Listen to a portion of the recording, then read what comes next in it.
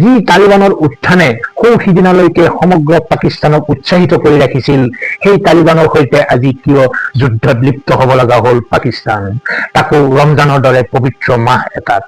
আমি জানো যে অসমৰ পৰাও বহু মুছলমান ভাইয়ে তালিবানৰ হৈ যুঁজিবলৈ যোৱা বুলি খবৰ ওলাইছিল, বহুজন গ্ৰেপ্তাৰো হৈছিল।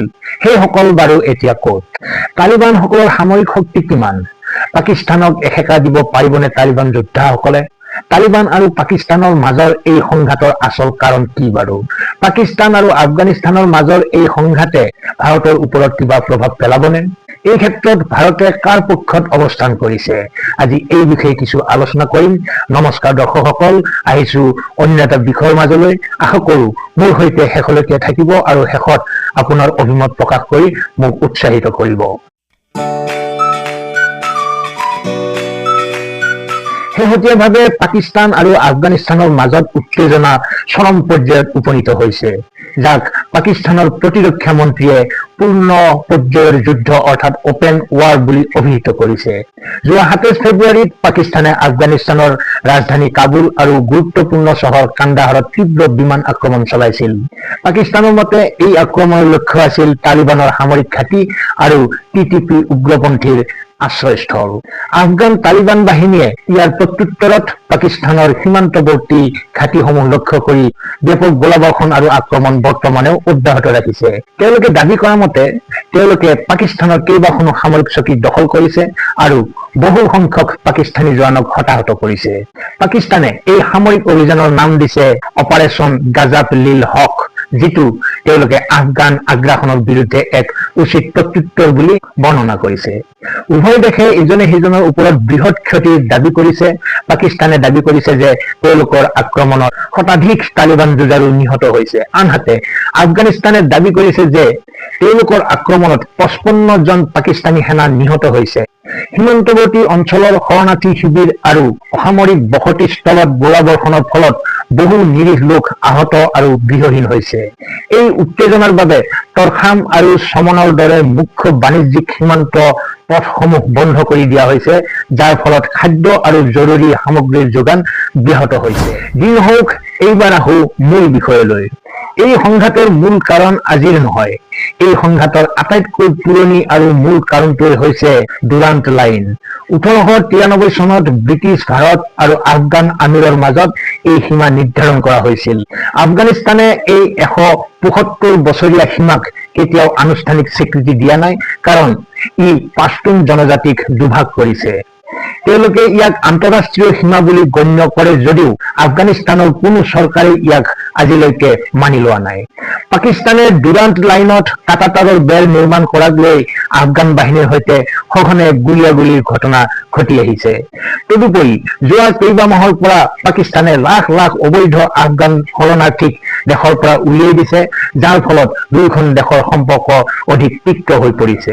ইয়াৰ ভিতৰত সবাতোকৈ ডাঙৰ কাৰণটো হ'ল পাকিস্তানৰ অভিযোগ মতে তেহৰিক-ই-তালিবান পাকিস্তান অৰ্থাৎ TTP নামৰ উগ্ৰপন্থী সংগঠনটোৱে আফগানিস্তানৰ মাটিত আশ্ৰয় লৈ পাকিস্তানত আক্ৰমণ চলায়। আনহাতে আফগানিস্তানে এই অভিযোগ অস্বীকাৰ কৰি আহিছে। এইখিনিতে TTPৰ বিষয়ে অকণমান জানো আহক। TTP অৰ্থাৎ তেহৰিক-ই-তালিবান বা পাকিস্তানী তালিবান হৈছে পাকিস্তানৰ সক্ৰিয় এটা চৰমপন্থী উগ্ৰপন্থী সংগঠন। ইহঁতৰ মূল লক্ষ্য হ'ল পাকিস্তান চৰকাৰক উফৰাই দেশখনত নিজাকৈ চৰমপন্থী ইছলামিক শৰীয়ত আইন প্ৰৱৰ্তন কৰা।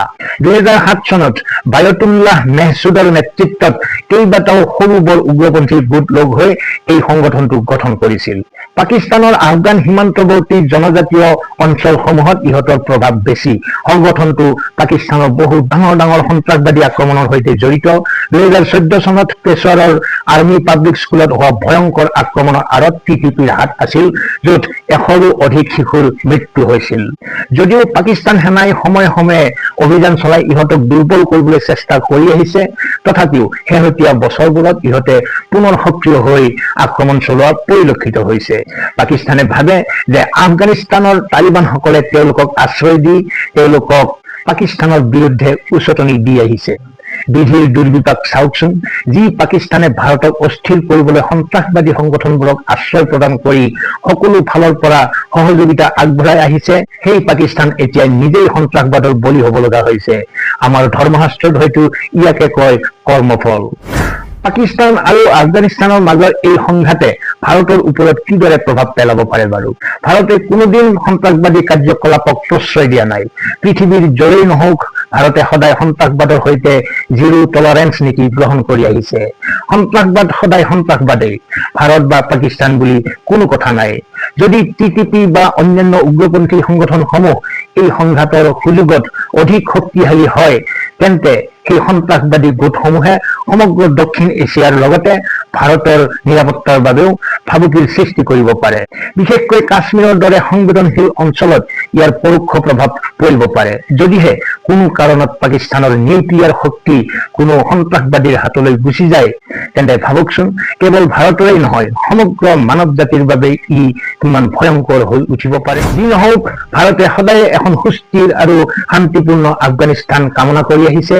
পাকিস্তান আৰু আফগানিস্তানৰ মাজত যুদ্ধ হলে অঞ্চলটোত চীনৰ প্ৰভাৱ অধিক বৃদ্ধি পাব পাৰে, যিটো ভাৰতৰ বাবে এক কৌশলগত চিন্তাৰ বিষয় হ'ব। ভাৰতৰ বৰ্তমানৰ বৈদেশিক নীতি এই ক্ষেত্ৰত অতি সাৱধানী আৰু কৌশলগত। ভাৰতে বৰ্তমান এই সংঘাতৰ ক্ষেত্ৰত কোনো পক্ষ লোৱা নাই। ভাৰতৰ নীতি হ'ল চুবুৰীয়া দেশৰ আভ্যন্তৰীণ বিবাদত পোনে পোনে হস্তক্ষেপ নকৰা। কিন্তু ইয়াৰ ফলত ভাৰতৰ নিৰাপত্তাত কেনে প্ৰভাৱ পৰিছে তাৰ ওপৰত তীক্ষ্ণ নজৰ ৰখা। ভাৰতে আফগানিস্তানৰ তালিবান চৰকাৰক আনুষ্ঠানিক স্বীকৃতি দিয়া নাই যদিও দেশখনৰ জনসাধাৰণৰ স্বাৰ্থত খাদ্য আৰু ঔষধৰ যোগান অব্যাহত ৰাখিছে। ভাৰতৰ নীতি হ'ল আফগান জনসাধাৰণৰ সৈতে বন্ধুত্ব, চৰকাৰৰ সৈতে নহয়।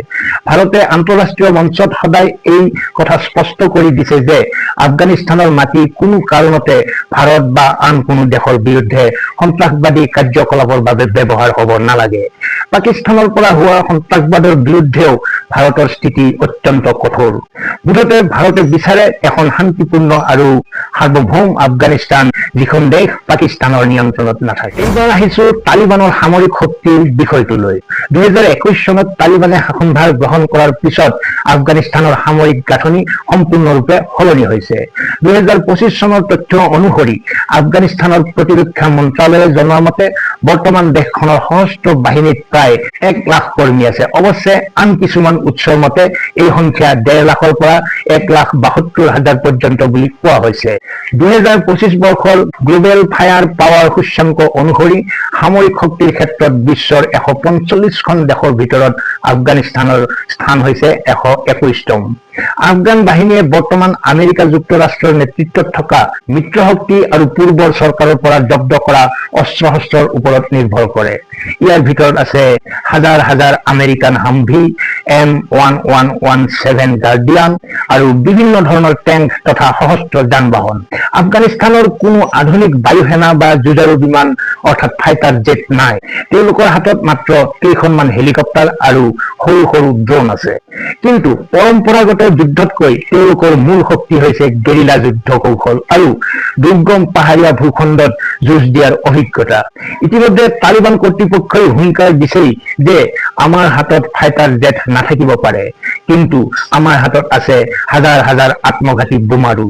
দেখি থকা কাঁইট এডালতকৈ পানীৰ তলৰ কাঁইট কিমান ভয়ংকৰ সেই কথা আমি সকলোৱে জানো। অনুমান কৰি থওক, তালিবানক জোকাই লৈ আগন্তুক 100 বছৰলৈ শান্তিত থাকিব নোৱাৰে পাকিস্তান। দৰ্শকসকল, ভিডিঅ'টো শেষলৈকে চোৱাৰ বাবে আপোনালোকক ধন্যবাদ জনাইছো। সমগ্ৰ বিষয়টোৰ ওপৰত আপোনালোকৰ অভিমত কি সেয়া কমেণ্ট বক্সত লিখিবলৈ নাপাহৰে যেন। আজিলৈ এৰিছো। ভালে থাকক, কুশলে থাকক। ধন্যবাদ।